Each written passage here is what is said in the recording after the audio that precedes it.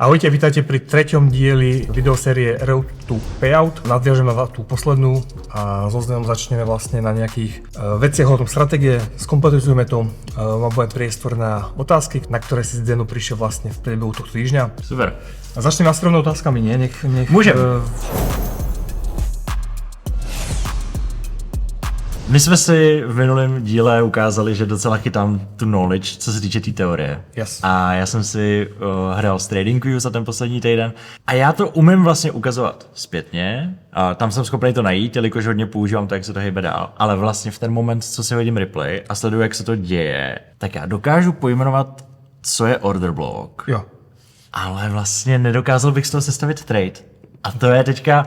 Že vlastně mám pocit, že se vyznám už nějak v těch termínech, jsem schopný to tam najít, ale ještě jsem to nepřeklopil do toho, že bych reálně z té knowledge dokázal postavit trade. V rámci nejakých 2 týždňov edukácie to nepôjde úplne hneď. Já si myslím, že zbytek už bude hodně za toho běhu, ale fakt jsem spíše na sebe cítil, že OK, jasně, tak když se teďka podívám na ten graf, dokážu ty order bloky najít, ale vlastně bych z toho nedokázal vymyslet ten vstup a to bylo tak jako hlavní, kdy jsem si řekl, počkám, až se hodím s Michalem a proberu to s ním. Super. No možná ještě mi řekni, jak se to vydařilo na tréninku během toho týdnu, protože teďka se na těch trzích dějou jako šílenosti. A já jsem se teda pro žádný trade jako neodhodlal s tím, že bych zatím furt riskoval své peníze a to se mi moc teda nechce. ale zajímá mě, jak to vypadalo u tebe. Vieš čo, prvá polovica bola super. Okay. V podstate v stredu prišli tie 2 stopky, Aha. kde v podstate to boli za mňa úplne legit trady, ale obe ma vypli skrz nejaký Trumpov tweet a niečo spojené s Iránom. A to bolo fakt, že koniec, tak som to nejak skončil s obchodovaním tu na už. A řekl si prostě, že čekáš na další týden. Jo, ako boli to 2 setupy, ktoré som zobral, ale čisto iba nejakú challenge. Hej, tu som skončil plne funded. Je to fakt ťažké skrz to, že vždy rangeujeme a potom nejaký výstrel. Range, výstrel, hej. A sú to fakt extrémne pohyby, čo tento pohyb v podstate nás tak robí za týždeň. Hej, teraz to spravil za 15 minút. Takže je to fakt divoký. Já jsem právě četl Discord, že to tak vypadalo víceméně u všech, že to fakt jako nešlo obchodovat. Že i lidi, kteří tam byli tak jako pozitivní, že u nich zatím dobrý, tak během toho týdne napsali, tak už došlo i na mě. A co rovíš, by na náš Discord? Já jsem byl šokovaný, jak je to aktivní, že vlastně dokud jsem byl v kontaktu jenom s tebou, tak jsem si říkal, jasně, tak jsi mentor, tebe to živí a jsi mě nějak po ruce, dává to smysl. Ale pak, když jsem viděl ten Discord, vlastně kolik lidí tam denně nějak jako funguje a že se tam o tom baví a ukazují i to, že je to teda stoplo, jak jsem si říkal, že to musí vlastně asi trochu pomáhat té psychice. že já jsem si připadal naprosto neschopnej, když jsem četl ten graf a říkám si, jak tady bych vyletěl, tady bych nevěděl, co s tím. A pak jsem vlastně viděl ten Discord, že spoustu lidí tam se nějak takhle jako straglilo během toho posledního týdne, že to fakt bylo asi náročný, primárně asi kvůli té politické situaci, že jsem si vlastně říkal, že to je super, jak je to vlastně komunitní, že to není jako... To je výhoda tej komunity, že sa sdieľajú vlastne tie výhry, ale aj tie prehry, vieš, a ťahajú sa medzi sebou, takže to je veľká... Ale teda jsou tam týpci, kteří dělají jako šílený prachy. To jsem jako viděl, že to jsem si jako říkal, to je příjemný, no. Yes, a my tam máme vlastne tú gamifikáciu, kde sú rozdelení vlastne po nejakých úrovni podľa výsledkov a tým pádom majú vlastne tí nováčikovia možno dotkúkať niečo od tých skúsenejších a podobne. Začnem u tých stop lossov, hej. Za mňa to bolo presne to, čo my si rozobrali na vlastne prvej hodine, kde v podstate, čo sme si vravali, hej, išli sme, rástli sme, vytvárali sme krásne v podstate vyššie tieto lows, všetky, a vytvárali sme v podstate tú likviditu pod sebou. Samozrejme, nejaký môj plán bolo vybrať si túto likviditu. To znamená ísť do shortu, mám tu vyznačené nejaké úrovne, toto sú vlastne order bloky z vyšších timeframeov, tie spätne som si našiel a chcel som to shortovať. V všetkých prípadoch vlastne tu nás som mal nejakých $8,000 v profite, OK, stopka, tu nejakých na rovinu 4,5, dal som telefón, notifikácia, stop loss. Yes. To bol priebehu sekundy. Takže to sú vlastne veci, tu môžem vidieť, toto je minútovka. Takže za mňa legit setup. Ja som potom aj u nás na Discord dával analýzu s tým, že očakávam ten pohyb, že bude shortový. A môžu si to nechávať kľudne na ďalší deň, to sa väčšinou stáva, ale aj skrz to, že o 3 ráno mal Trump prejav, kde vlastne riešil Irán plus NATO. A môžeme vidieť, že tie budovanie nejaké likvidity skončilo o 3 ráno a všetko to vytiahli. Hej? Takže v podstate tam nastal ten pohyb, ktorý som ja očakával. Dáme sa tam z hodinovky, výber tej likvidity a sme vlastne na štvrtku, čiže včerajšok. Tu dávalo zmysel, keďže tunak vidíme tu fair value gap z hodinovky. Označíme si to. Takže to je vlastne interná likvidita. Po hitnutí internej likvidity máme ešte jednu dole, nehytnutú, ale to vlastne najväčšia interná likvidita ešte skrz news, že tam bola vlastne veľká tá imbalancia. V rámci do veľkého pohybu nebola protipozícia. A to je nejaký cieľ, kam by som to triafal. Ja som to triafal až sem dole, ale zapínal by som to kľudne na týchto lows. Ako nás sme to trafili, Open máme už 15.30, ten nastal vlastne tady. Na tom RSI-ku už v tento moment vidíš, že OK, tu sme blízko tej zóny a vytvorili sme ešte jedno low o 14. Ale na RSI-ku veľmi krásne vidíš, že tá sila tam rastie. Aj krásne sme sa odrazili a vytvorili nové low. Indikátor znázorňuje, že tam je bullish divergencia, to znamená, je tam nepomer voči tomu grafu a sile trhu. Ja som už v tento moment, ako začal ten odraz, v podstate na 5 minútovke, vytvorenie bullish order bloku. Budem to preklikať po 5 minútovkách, to je za mňa timeframe, ktorý stačí, respektíve môžem používať 3, 5 na menšiu výslednejšiu aktuálne ešte. Keď to pustím kľudne z 3, to je taký najnižší, čo ti odporúčam, tak pozeraj.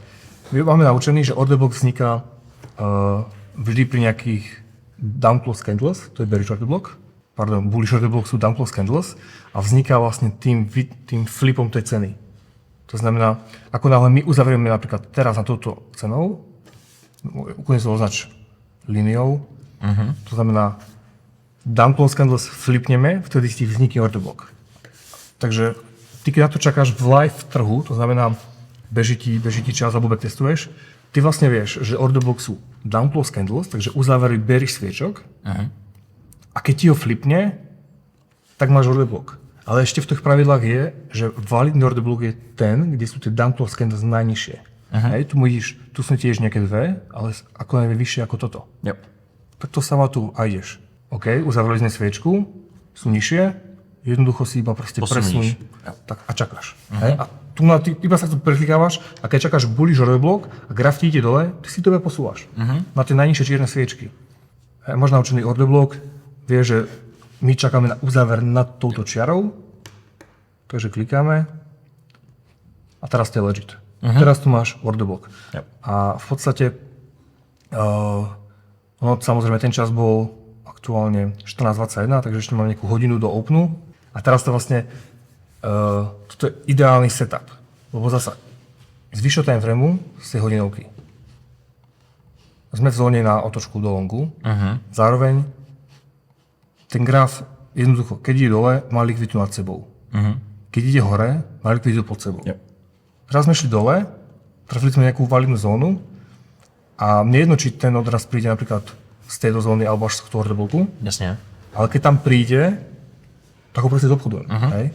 A to znamená, teraz máme kde najbližšiu likviditu. Hej? Táto agresívny pohyb bol vybraný, síce skrz news, môžeme si dať takto.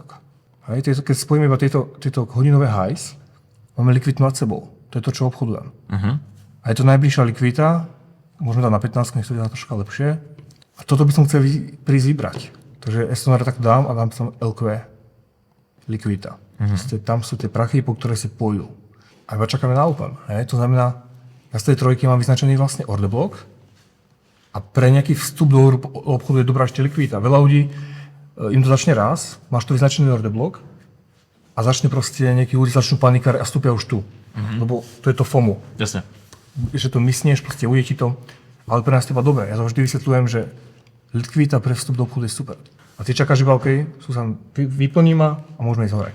Takže na live trhu ty v podstate iba trackuješ tento level, ono sa to volá change in state of delivery.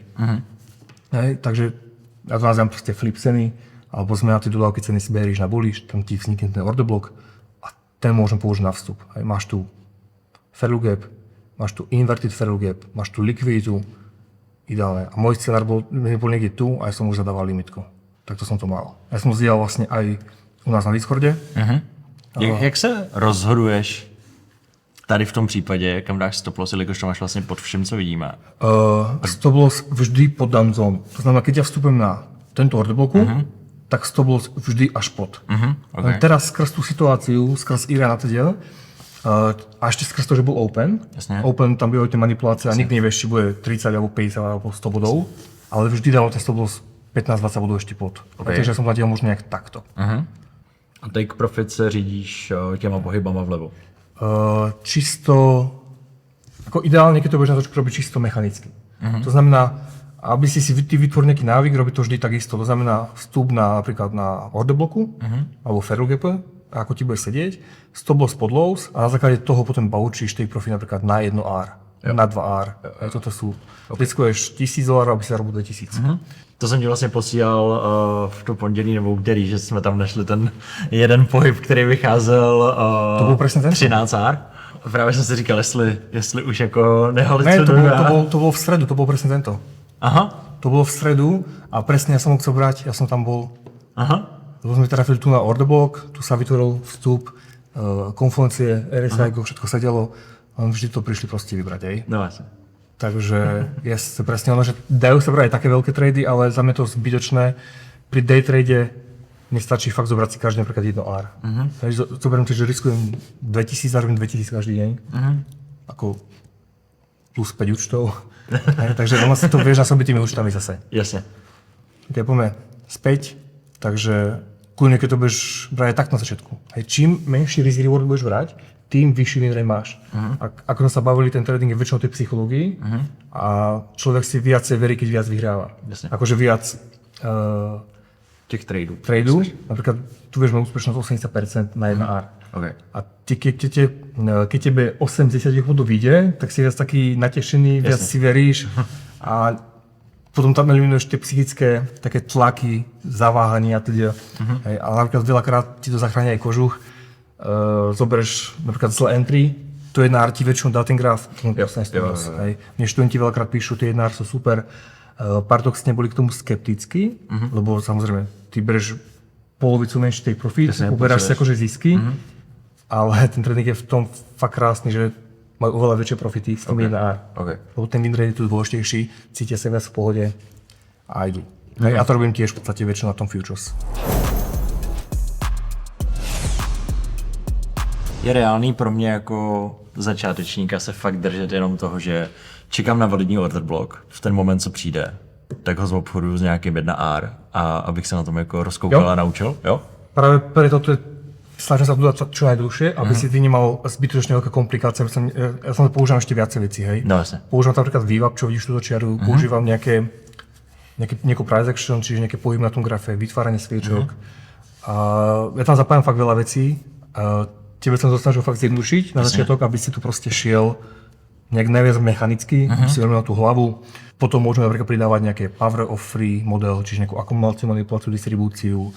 Ja už používam viacej veci, ale na začiatok trafenie order bloku, vytvorenie order bloku, komponencie ako RSI, prípadne likvidita, ten smer. A smer vieš určiť v podstate aj na základe toho RSI, že si niekde v prekúpení, ak si ísť proste nižšie. Trafenie vlastne nejaké zóny. Validná zóna pre mňa je takýto veľký vík. Víky si chodí vyplňať, hej, takže tiež aká imbalancie môžeme dobrať. Tu už sme trafili presne na 5 minútovke, čo vidíme. Úplne extrémne prekúpená na bearish strane. Tak ja som tu bral short s tým, že si tu chcem zobchodovať sell. Ale na rovinu priznám sa, tento obchod bol na základe aj nejakých vecí, čo už si krátko pamätám. Takáto formulácia price action sa tam opakuje veľmi často. Proste, že vystrelíme hore, stiahneme to, malá konsolidácia a ideme dole. Veľa ľudí vstupovalo ako ja, s tým, že stopku malú, napríklad tu. Hej. Ale tu bola ešte nejaká imbalancia, nejaký fair gap nevyplnený, zašli si tam proste, potom pokračovali akože nižšie. Děláš to z mobilu, jakože obchoduješ to tak, že se jen tak jako procházíš po bytě a zrovna si tam něco klikáš na mobilu? Tu som mal v kuchyni na tablet, na tablet som to sledoval, ale exekúciu vždy robím z telefónu. Ale väčšinou analýza je ideálne robiť na počítači pre mňa, takže tablet. Máme tu v podstate nejaký high volume node. Vidíme, že používam SVPčko, čiže v rámci dňa, kde je nejaký volume a v týchto zónach bol volume. Bol aj tu hore nejaký, aj tu. Pravím, OK, ja to vyznačím. To sme trafili a následne už čakám, že na vstup. Použijeme 3-minútovku, je to môj asi najviac obľúbenejší timeframe. A ty keď ideš a už si v tej zóne, tak zasa čo? Agresívny pohyb hore. Ja mám rád tie otočky, okolo tých otočiek, že vytrafíme nejakú zónu, zasa vytvoríš nové lows, likviditu pod sebou a iba čakáš. Kedy sa ti vytvorí napríklad ten order block. A vieš, že order block, bearish order block sú up close candles, takže všetky bullish sviečky v rade. A tu môžeme vidieť, OK, najvyššia je to len táto.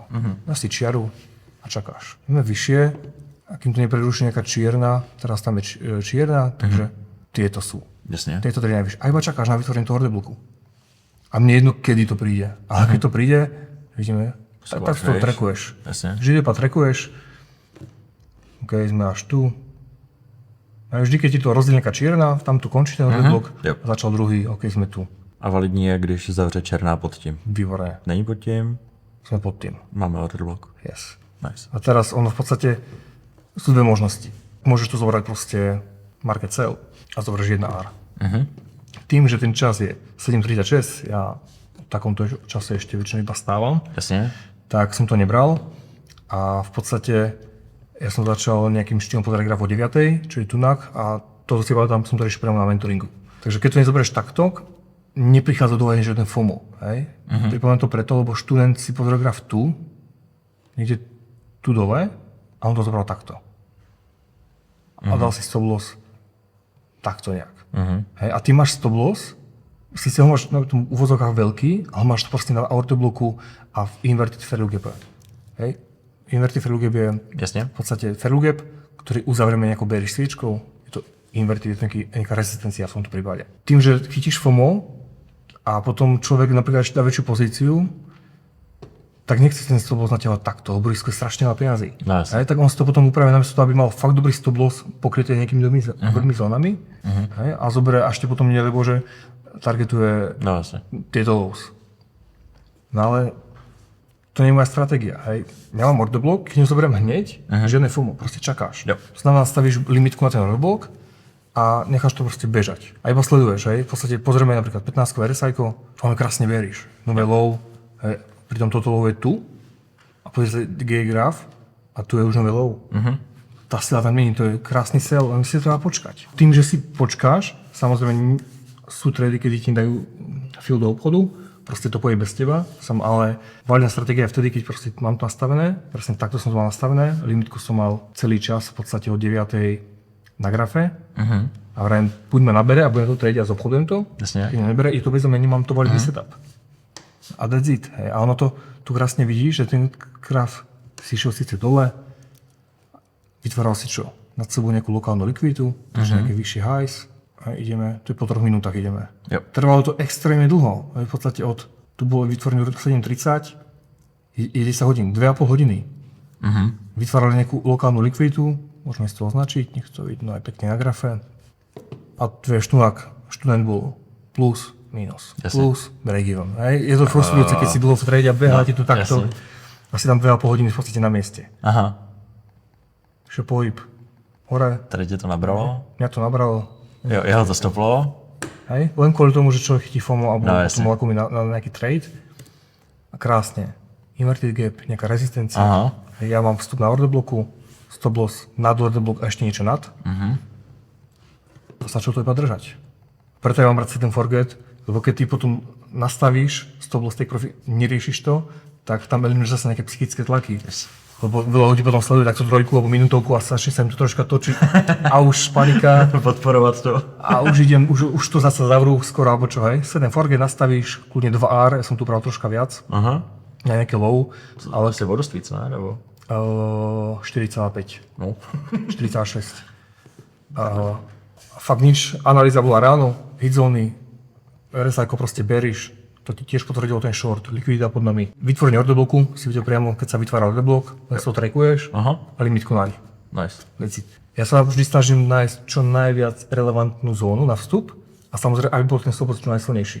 Takže keby to ja zobral len takto, tak ok, mám krásny vstup, napríklad keby som zobral na 50% by sa ma nedalo, ale keby zobral inverted, mám fakt nejaký sniper vstup, ale ten stop loss je za mňa moc malý.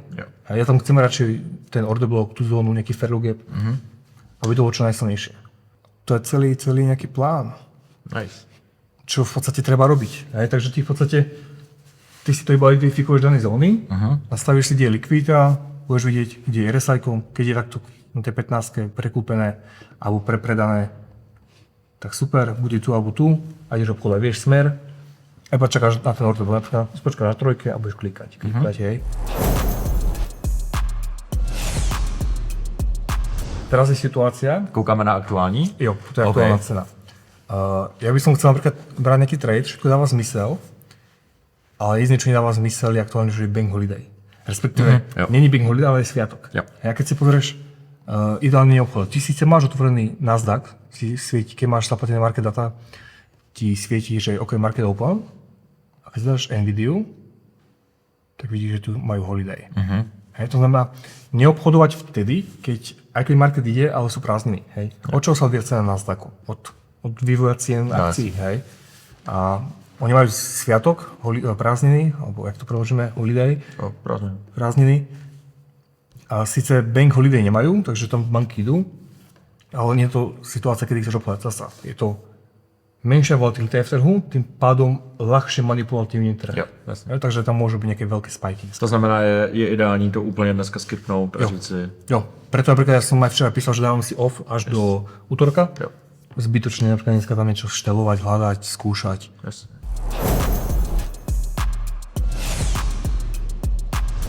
Idem dať analýzu a napíšem, ja očakávam, že by sme mohli ísť tieto zóny dole, alebo hore na základe tejto liquidity a týchto všetkých zón. Samozrejme, nie som 100%, nie všetko trafám, ale keby si prelistuješ môj Discord kanál, ktorý má veľkú históriu, tak vidíš, že to veľmi pekne vychádza. Častokrát čakám nejaký pohyb hore, odtiaľ pohyb dole. A to je vlastne to, čo chcem, aby si robil aj ty. Keď to budeš robiť vždy takisto, preto vždy sa snažíš zobrať takisto entry model, takže na 3 minútovke. Vždy sa snažíš dať stop loss pod tú zónu alebo na tú zónu plus 10-15 bodov. V tejto situácii je to OK. A vždy napríklad 1 alebo 2 R. Lebo keď ty zoberieš 4 R, dá ti to stop loss, lebo ti to príde na 3,5, otočí sa ti to. Potom zoberieš 1 R, zoberieš take profit a nie je to konzistentné, tak ani tie výsledky nebudú, ako to povedať, vypovedávajúce nejakému štandardu, čo ty chceš dosiahnuť napríklad, alebo čo chceme dosiahnuť. Ale keď budeš napríklad vždy 1 R, tak vieme, OK, tie 1 R ti vychádzajú, príjme ti to 2 R. Spravíme si žurnál tých obchodov, OK, dáš 2 R potom. A stále to budem vylepšovať, posúvať sa. Ja som si dal, zoberiem 4 alebo 3 obchody, ja mám percento až pol na profit, nejaký, čo chcem vidieť nebrať. A jeden OK, zoberiem takéto nejaké vyššie R. A potom mám všade napríklad 1000 a som zoberiem 4. Okay. Lebo tam som ochotný riskovať, že sa mi to otočí a zoberiem potom break-even stop loss, alebo kľudne nechávam aj stop loss žiť tam, kde je. A som ochotný to riskovať, lebo vím, že ďalšie 4 už mám robiť. Jo. No a ta strategie je o tom, jak vlastně, co je ten tvůj cíl za den, to znamená, máš třeba stanovený, že každý den chceš udělat ideálně profit, nějaký procento z celkový value, nebo jak se o tom přemýšlí jako v té větší strategii? Ja mám futures účty a CFDčko. V rámci futures mám cieľ robiť nejaké percento denne na účet. To znamená, že ja mám teraz 5 top stepov, po percente to mám 2500, chcem na to vstúpiť denne. Nemám nejaký dlhodobý cieľ, ja sa vždy sústredím na to, čo je aktuálne dianie, takže fokus na tú cestu a tie payouty už ja beriem vždy, keď je možné payout. Na top stepe vieš brať payout každých 5 profitabilných dní, takže ja spravím 5 dní po 500, mám 2,5 profit na účte, 1200 vyberiem, krát 5 účtov. Jo? Tak mám 7,5 napríklad na výber za 5 dní. To je a to je, ale veľa ľudí sa napríklad sústreďuje to, že OK, ja chcem spraviť fundy, ja chcem payout. A je im v podstate, nie že jedno, ale neriešia tú cestu. Ale tá cesta je vlastne ten kľúč k tomu dosiahnuť, lebo veľa ľudí fakt myslí na ten cieľ a chce tam ísť a robí chyby, FOMO a teda. Keď dáš fokus na tie pravidlá, order block, likvidita a teda, každý to isté, tak potom to pôjde. Hej. A nie je zase nutnosť brať každý trade. Sú dní, kedy tam nie je vstup proste. Tam setup, sú sviatky, čokoľvek. A vtedy sa oplatí, alebo platí pravidlo, že niekedy je lepšie nerobiť nič, ako potom na silu tam niečo naháňať. Takže to by bolo najlepšie, aby sme sa dostali. Verím, že ty s tým problém nebudeš mať. Ty máš skôr takýto nadšenie tam. Je to tak, no, jakože jsem tím hrozně fascinovaný, protože přecházím pomalu z toho, že jsem vůbec neměl ponětí, co ty čáry jako znamenají na to, že tam je nějaká logika, na který jde vydělávat peníze, což je dobrý. Ale jinak je asi obrovská jakože výhoda toho, že když řekneš, vydělal jsem 7 000 za týden, tak jasně, že to jsou obrovský prachy, ale prostě nezmění mi to život, že jo? to už jsme řešili minule, tak v tom asi cítím obrovskou výhodu, že se tady z toho jako nerozechvěju, že bych vlastně chtěl taky. A to si myslím, že jako je výhoda velká, no. Ale fakt cítím spíš takový jako nadšení, že to fakt jako pozoruju a úplně ty krávo. Je to pre teba zase niečo nové a je, no. všimol som za tebe, keď ty niečo sa chytíš, tak si ideš all in. Je to tak, no. A som rád, že to meníme, ten tvoj názor, ten trading. Lebo... No uvidíme, ještě jsem neviděl. Ještě si neviděl, ale pokrok tam vidím. Jo, to je taky určitě. Teraz je 3 týždne. No, jo. No, ale úplně od intra. Jako. Úplne od intra, čo sa nevie, čo je trading. A takže 2 týdny čumím do grafu, no. Chytáš sa toho a verím, že od týždňa, o 2, o 3 to bude ešte lepšie. Takže ak aj teba zaujíma trading a chceš sa ho naučiť úplne od začiatku, neváhaj a pripoj sa na náš online 5-dňový event, ktorý začína 3.5. 5-dňová online akcia, kde ti ukážeme základy tradingu. Celé to je zdarma, tak klikni na prvý odkaz pod videom a rezervuj si svoje miesto. Čaute. Ahoj.